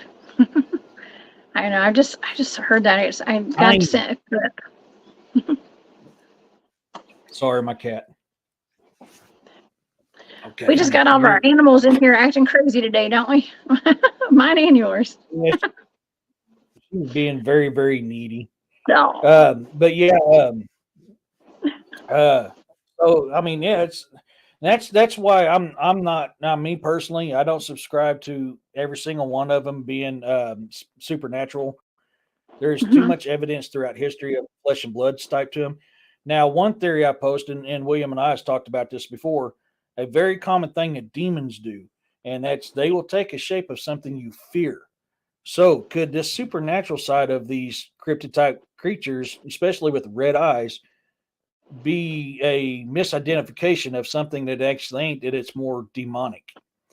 Jinn Mhm. is also known to take shape of things that you fear, which jinns is a supernatural entity. So could that be where the supernatural side of it plays into the cryptid? And that's why I'm a firm believer there's two kinds. There's the supernatural kind Mhm. and there's a flesh and blood kind because there's so much evidence throughout all histories around the world of supernatural entities like demons, like jinns, like Anunnaki, and some other stuff that takes shapes of things for whatever reason they do. The Fae have been known to take the shape of a human being to disguise themselves. Even the Fae here in the Ozarks, there's plenty of history of here in the Ozark Mountains of Fae taking the shape of humans. There's always something off about them. And that's the thing. If you actually study that, every time one of these supernatural entities takes the shape of something, there's always something off. Red eyes is something to be off. A misshapen part, that'd be something off. So, I mean, it's very good theories, very good possibilities. Uh, Yeah, my son showed that, me a video today, or somebody. Somehow I came across a video. I think it was my son, and they were mm, saying that this woman's dog was a skinwalker, should I say. It actually, like, it had a mm, human face on it, but then somebody was like, oh, that's a man's face through the wall or something, and it has like a dog, but I don't know, it was just mm, weird. It was weird. There's another cat that had like a human face on it. It was just, there's a lot of weird stuff mm. on the internet. A lot of weird stuff. Well, and And of course, when we're and doing I have stuff, to see all of it. okay, Right. yeah. When you're dealing with the internet, you have two things you have to worry about. You have pareidolia that somebody's claiming is real, or you Yeah. have what our arch nemesis AI. So Oh my God. The AI, yeah, yes. And people just wanting to get the people want to get the clicks, man. They want to get the clicks and get their numbers up on yeah, YouTube and stuff, I guess. Yeah. yeah. And I'll admit, I mean, I want to too, but I want it for the right reasons. That's why I love Right. doing these shows. That's why I like getting you on here. That's why I like dealing with William. And that's why I like dealing with DA because we want to, even though our theories may differ, we have the same goal and we want to get to the truth. And I've said this countless times on William's show, on DA's show, on my show. We need to come together. William and I talk about this all the time. Native Americans will sit in a circle and look at something, and you see that thing from a different direction every time. Then you take a break and you get up and you set it at a different spot, and then now all of a sudden you see it at a different angle. So you see it differently than what you've seen it before. In the cryptid world, in the supernatural, the paranormal world, if we want to get to the truth, we have to get back to that practice. Now, I'll never say you're right, I'm wrong, I'm right, you're wrong. I'll just say I understand your theory. This is mine, and this is how I came up with the evidence of mine. This is how we come to the truth. This is how we come to the facts. This is how we get proper information out. That's why I love doing this stuff. Mhm. Oh yeah.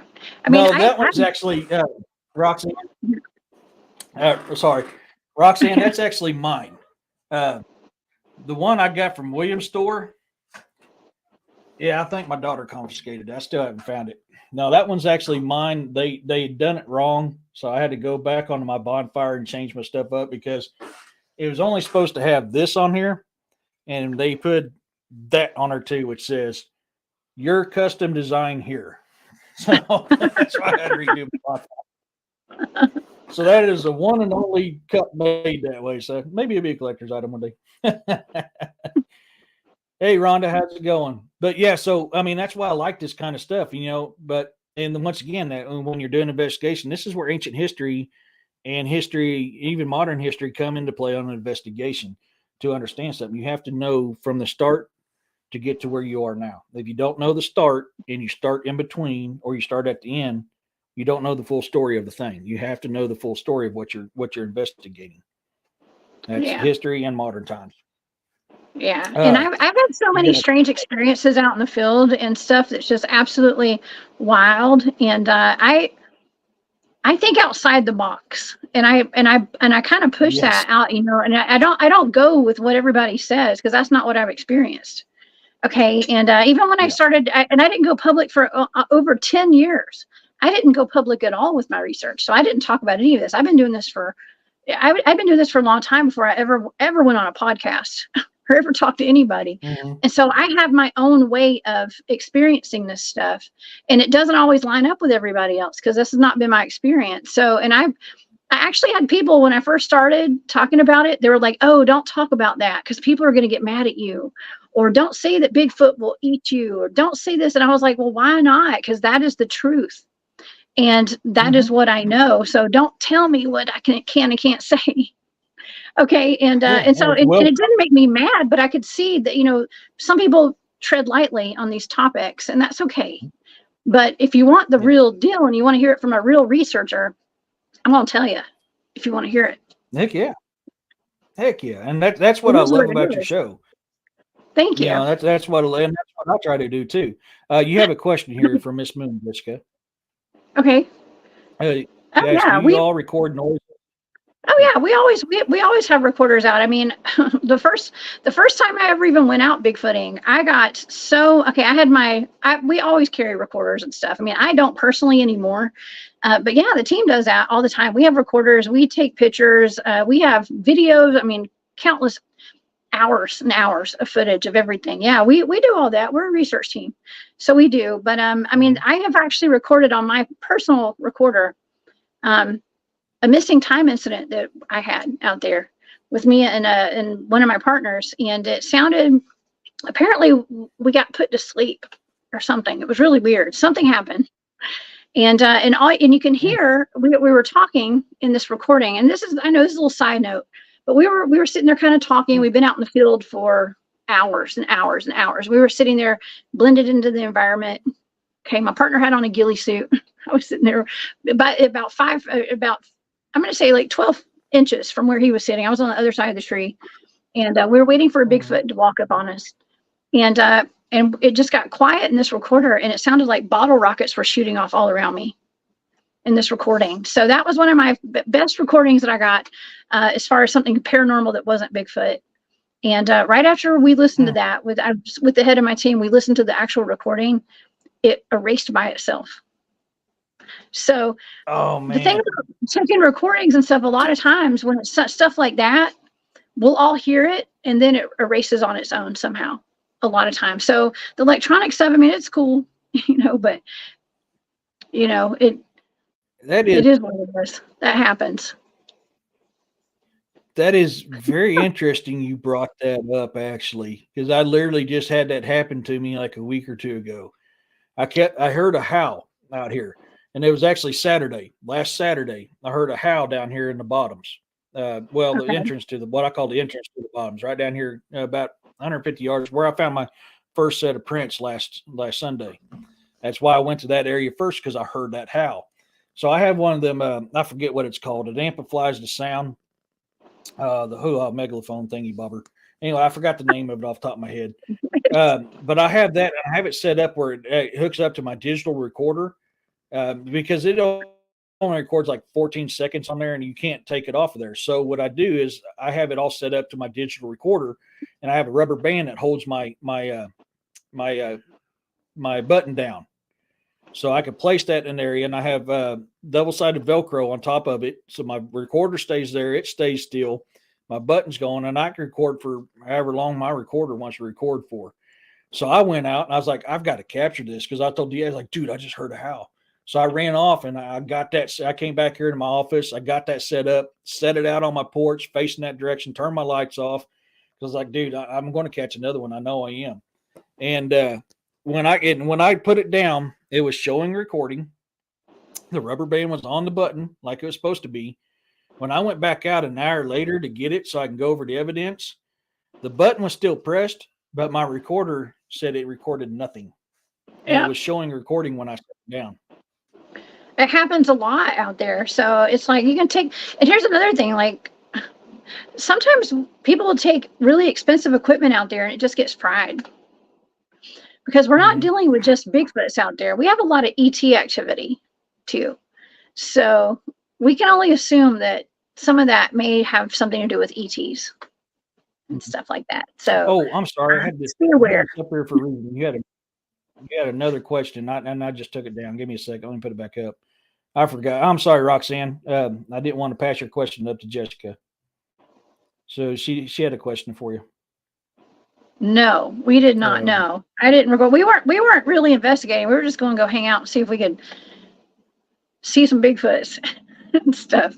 So that wasn't actually an investigation. I wouldn't call it that. But no, we didn't record anything. And this last time I took them, I actually had my kid with me too. So Robbie and I were both in protection mode, let's just say, with my son there. And no, we did not, because we were surrounded. We were surrounded by some things out there. And so no, we were more concerned with protecting the kid is what we were doing mostly this last time around. We had something that had kind of creeped up around us and surrounded us, just like we did the year before. But the year before, I think that was Bigfoot. This year it was something else, I think, or it could have been Bigfoot too, but they just didn't know Robbie, so could have been that. Well, the way Robbie described it, I'm leaning more towards the DM than I am a Bigfoot on that. Just the way he described what happened that night. That was a bizarre encounter you guys had last time. Corey, that's actually a very interesting thing you brought up. I have that happen many times. In fact, I just had it happen a night, or maybe Wednesday. I think it was Wednesday night. I heard it was Saturday. It was last night. I heard my daughter call out, and my daughter was at her mom's. I've heard my mom's voice before. I've heard my daughter's voice, and my mom has passed away, yes, but my daughter is still kicking. Trust me, I know. So that is not an uncommon thing. I heard my mom call out to me the 2 days after she died. I heard her call out to me, and I'm not gonna lie. When she passed away, I was not in a good place. I was in a dark place when I lost her. It devastated me. And I was laying in bed doing something I shouldn't have done in a situation I mourned the wrong way. And so, I didn't want to get out. I didn't want to do nothing. It was just me and Snow laying in bed, just, being with each other, trying to help each other through that rough time. And I heard her call my name out, and my girls were at school. And I got up and I looked around. Well, Dad wasn't there. My girl, wasn't in his chair. My girls weren't there. They were at school. And then when my dad finally came back, I was like, "Hey, did you call for me?" He goes, "No, I've been in the bathroom the whole time." I said, "I could have swore I just heard a female call for me." He said, "Eric." And what's weird is the day after Mom passed away, and this is prior to this happening, the day after my mom passed away, I was in my room crying. I got up to check on the girls, maybe 3 seconds time frame, turned around. My TV had been picked up off my stand, turned sideways, and set down at an angle. So that kind of stuff happens a lot, buddy. I actually heard my voice say something one night out in the field. Mm-hmm. So that stuff happens. Oh yeah, radiation. I don't know about the radiation in the field, but I'm not sure. Yeah, there's radiation sometimes. I'm not sure. Is that referring to the Robbie experience up there? I'm not sure. But yeah, there's a lot of. Yeah, we do get little spikes of radiation every time we're out there. So, yeah. And Glade, you're actually right on that comment, because that will come to your interdimensional or your extraterrestrial beings that are flesh and blood and not from this realm. So, that's actually not a bad way to look at things in that point of view. Shadow, honey, come on, man. You're being a butt. My daughter was with me, and I wasn't expecting anything like that to happen. And she had a very hard time dealing with it. Yeah, if you're not used to that stuff happening, guys, and this is both cryptid, supernatural, paranormal. If you're not used to that stuff happening, it will freak your world out. Even UFO stuff. Don't eat the kitty. It'll freak your world out. So, I totally understand that, Corey. Best thing you can do in a situation like that, when you have someone, especially somebody close to you like that, that freaks out when a situation like that, is try to educate them. Give them the truth, the good, the bad, the ugly, and the in between. They need to understand every aspect of that deal. That's why I can always say, am I comfortable out here by myself in my woods? Absolutely, but I'm also not dumb and know that one time my comfortability will probably get me turning into a big steamy pile of poo on the forest floor. So you got to be careful. You got to be careful. This jealousy between you two is getting out of hand. Come on now, be good. Um, so I think that was the last of the questions. I want to make sure I didn't miss one. If I missed one, guys, I'm sorry. Resend it to me. But I think I'm caught up. Oh, on the recordings. Oh, you're talking. Okay, so she was asking the radiation on the recordings. I don't know. They're probably we weren't doing Geiger measurements back then. This was when I first started doing the Bigfoot stuff. So it was ET related. It was definitely ET related because we'd had a UFO flying over us, low flying. So yeah, you go out there to look for Bigfoot and you end up getting abducted by aliens. Sometimes you got to be careful, be prepared. Oh, you can't prepare for that. You can't prepare for that. Yeah. Honestly, we know what's out there. We've experienced what's out there. We've dealt with it. We've seen it. We've looked into it. We've done all that stuff that's out there. And I guarantee every time I find a new footprint, anytime I find something else changed out there, even time I hear a noise, I'm always excited. I'm like a kid in a candy store. I'm freaked out because it's like, dude, it's new, even though it's not new. So it's going to happen regardless how experienced you are or not. The joy of that happening, or the fear. Oh my God, dude, you need a breath mint. Oh, I'm sorry. Ooh, I'm sorry, guys. Burped in my face. But yeah, I mean, and a lot of it depends on your demeanor too. It will freak you out even when you are used to paranormal happenings too. Yeah. For you, if you don't know, Melissa and David do a lot of paranormal research. Jessica, Melissa got her hair pulled not too long ago, and she's got the video of that. She was just sitting there, and you see their dog messing with something, and then all of a sudden you see her hair go whip. I mean, it's wow. It'll mess with you. I mean, paranormal, especially paranormal and supernatural with me, even though I've been dealing with that stuff since I was 3 years old, and I'm 45. I've been dealing with that stuff since I was 3. Paranormal stuff still freaked me out because it's you honestly, until you get used to that energy, to tap into the energy, see what kind it is, if it's paranormal or if it's supernatural or what its intentions are. You never know. On top of that, a lot of times when you catch evidence of paranormal, you won't always hear it.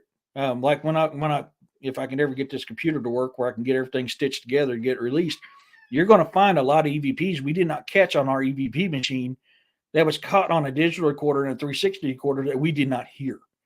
And that's the thing when you're dealing with like paranormal. A lot of times you're not going to see it. A lot of times you're not going to hear it unless you have something that can catch it. I'll give you that. Yeah, I'm kind of riding the same boat with you on that, William. I guarantee he had like a little string or hook there that he was messing with her. I could see David doing that. Melissa, just from now on, just kind of run your hand over your head like this, just to make sure David ain't getting you. David and Melissa are some awesome people. They really are. So that's I mean, in each entity that you go to investigate brings a whole new level of what's going in there. So the preparation on the investigation really depends on what you're investigating. But and Jessica made a very good point. There could always be something else there too. There really could have been. Yeah, just keep an open mind because you never know what you're going to get. You don't know what all's out there. Mm-hmm. Oh yeah. Melissa says I've never seen Bigfoot, but I'm sure I experienced juveniles or infrasound. I can't get their sounds or whoops out of my head.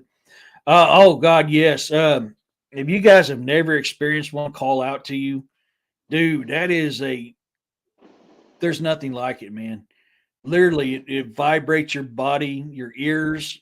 I mean, you just feel the vocal.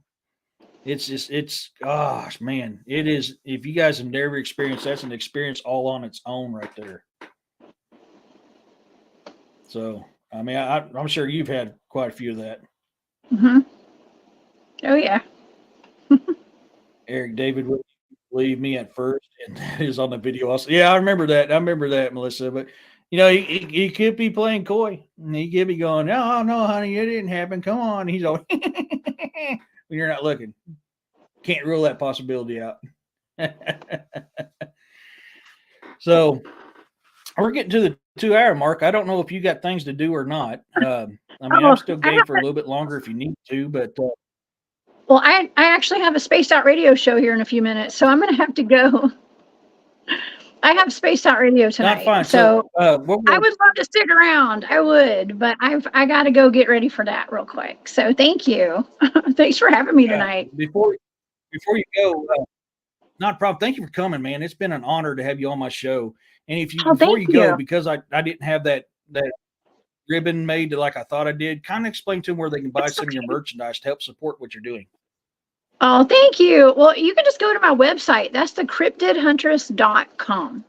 And it's got all of my links there to everywhere. I do have I have an Etsy shop, and that's War Woman Goods on Etsy. But yeah, just go to my website. You can find all my social media links there. It's the Cryptid Huntress all over the place.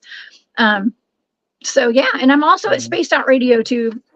Tonight, I'll be there. I'll be live in 1 hour. Okay, on Spaced Out Radio. We're going to be talking about the Montauk Project tonight. Actually, my good friend Brian is a historian, and he has been exploring, and he's been frequenting that place since he was a little kid, and has a lot of inside information about the Montauk Project and the people who worked there. And I went and spent some time up there at Montauk this past year with Brian and some other people and some survivors of the Montauk Project. So we're going to be talking about that tonight on Spaced Out Radio. So y'all come see me at 10 Eastern, 9 Central tonight. Let me get your banner put back up there. I'm pretty sure everybody knows how to get to you, but those who don't, and those later on who watch the show that don't know how to get to you, her YouTube channel is down here at the bottom. I highly, highly, highly, highly recommend going to her channel. She is a phenomenal researcher. She has a lot of good information. Oh, thank you. So, I'll go ahead and close it out if you need to go. Sweet. I understand. Huh? Oh, well, you're welcome. No, you're so sweet, Eric. I appreciate you. You're awesome. I do appreciate you, and I do enjoy your shows, and I enjoy you and Nighthawk on the weekends too. That's always fun. I see William in here. Hey, William. Yeah, that means a lot coming from you. I mean, you guys, we're awesome. So we'll have to get together and do something again sometime. I mean, I had a lot of fun on your show, and I am very thankful and very blessed you came upon mine. I mean, I'm a small fish in a big pond, but I love the fact of the stuff that you bring and the difference that you bring versus what I bring. That's what I like. I like bringing people together like that so we can discuss things that we come over. And this is how we get to the truth of things, folks, is by doing this right here. So I love this. So I'll go ahead and then start closing down. If you got to go, I understand. Okay. I got to do a couple plugs. Okay. Well, I'll go ahead and hop off. So thank you for having me, and shout out to everybody in the audience. It's good to see everybody. Okay. And we'll be in touch, Eric. I want you to come back on my show. Okay. Soon. All right. I'll bring you back on. Absolutely. Okay. Awesome. You guys have a great night. Thank you. Okay. Bye, y'all. If you guys want to support my channel, there's a couple ways you can do it. You can go to Buy Me a Coffee. They don't take near as much money from you like YouTube does or Patreon. I'm not begging for money, man. If you want to, great. If you don't, I'm still going to do this. But if people feel compelled to donate, if you want to donate, this is one way you can do it right here. Yes, William, she is. She is a sweetheart. I was so joyed when she decided to come on here. I'm glad my brother saw a UFO and not me, nor that it wouldn't be amazing. But I've experienced things enough in order to not be. Yeah, I've experienced a lot too, Glades, man. But I still love every bit of it. Another way you can support the channels, you can go to my bonfire store and buy some merch. I've got different shirts out there. I've got hats, a couple different types of coffee mugs on there. I've got a few different things. Thank you, Kathleen. Thank you. So I mean, that's just a couple places that you can go and kind of support the channel if you feel led to. If not, I'm not going to look down on you, man. I'm not one of those that's going to sit there and look down on you because you ain't done. I'm not here to do that. But it helps when I buy research equipment. It's on you guys, man. I'm still going to be here. I'm still going to do it. I'm going to still be fluffy. Yeah. A good person to go, if you like DX Machina, you're going to love Robbie Rip Reigns from DX Machina. He's got a show that's called What's Really Out There, and he calls it DX Machina Light. If you don't have time for long 2-hour shows like what I do and like a lot of these others do, he's got very good short shows. Some of them are a little longer, but he's got a lot of good short shows on there too. And he's got him and Johnny do really good. Go over to What's Really Out There on the YouTube and give him a follow. If you guys haven't had a chance, there's yeah, I am like a big teddy bear, Roxanne. I'll admit. Hey, 9. You're being a pain now. Stop. Sorry, she is being very, very needy. If you haven't had a chance to watch the docuseries I was talking about earlier on Linda Eastburden's YouTube channel, Linda Eastburden does a lot of interviews. She does a lot of the documentaries. She also does oh my, I just brain farted it. Remote viewing like Jessica does. The docuseries that I've done with her was called Byways of Bigfoot. And you can go to Linda Eastburn's channel there at the bottom of the screen there, and you'll be able to find it amongst many other things. One thing to remember, if you guys have encounters you want to talk about, you want to get out there, or you want to listen to other people's encounters, I have a show on Saturdays called Campfire Chats with Eric and Guest. This is a free place for you to come and talk about your encounters. I can't tell you didn't experience what you didn't experience, regardless if I agree with it or not, but you can share it on there, and it's a place for you to share that you don't have to feel like anybody's going to dog you. I don't put up with that crap. Yeah, I farted. I brain farted. So Saturdays at 5:00 Central Standard Time, I have what's called Campfire Chats with Eric and Guest, and you can find it on this channel, The Bizarre and the Unknown. And this is a show that you, the viewers, created. This started from when I was doing a live when I was editing my book. So I like to do stuff like that from time to time when I'm working on one of my books. Is I like to get your guys' opinion, let you guys experience what I'm going through when I'm writing books, when I'm editing books. I'm very dyslexic, so spelling and reading is extremely hard for me. So I have many different things I have to do, and you'll see that in all my different books of how I've progressed on things that helps me to write. But I like to do that stuff. Yeah, that's one of those that's in that docuseries, and then yeah, I mean that was a large area found, Roxanne, a very large area found. So join me Saturdays at 5:00 and just come and have a good time. You guys may know this man from Better Call Saul, Breaking Bad, and he's an actor. He's a damn good actor.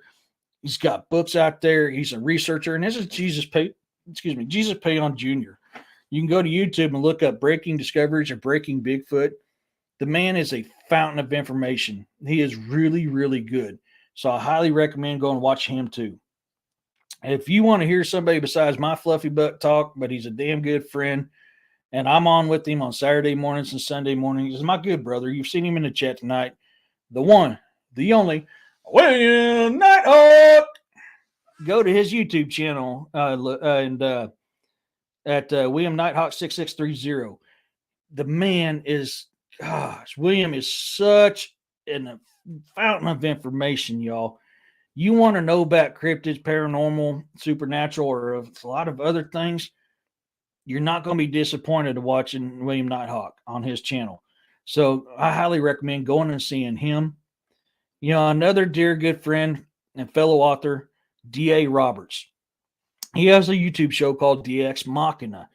He has got some incredible shows, y'all. He is very, very good, very, very knowledgeable. You heard me across the country. Yes, he really does. He really does, Corey. Da is a phenomenal researcher. He puts out some very good information. He is a Amazon best-selling #1 author. You can go to Amazon, go to type in D.A.Roberts, and you find one of his books. You click his name, and he'll take you to his author's page. Anytime he releases a new book, it'll let you know. And he's written like over 30 books. He's not only is he a phenomenal researcher and investigator, but he's a damn good author too. He writes some amazing stuff. So I recommend going to DX Machina on YouTube. If you got some stuff you want to share with me, you want me to make a video on, or if you're wanting to share stuff to come on the campfire chats, you can email me or just kind of tell me something. If you want me to do a video, you want to be anonymous, I'll keep you anonymous, man. I respect your privacy. I know how it was. For a long time, I didn't talk about this stuff because people shunned you when you talked about it. So I get that. I mean, it's nice now that we're becoming more open about it. But you can email me at cryptidandmythological.com or at gmail.com. And I'd love to be able to get your story out there. I really would. If you guys haven't already, hit that like, subscribe, and share button. That helps out a lot. Let's build this amazing amazing universe we got going called the Bizarre and the Unknown. I'm up to 130 new followers, 130 followers now. To all you new subscribers, thank you so much for coming in and listening to this old fluffy hillbilly talk.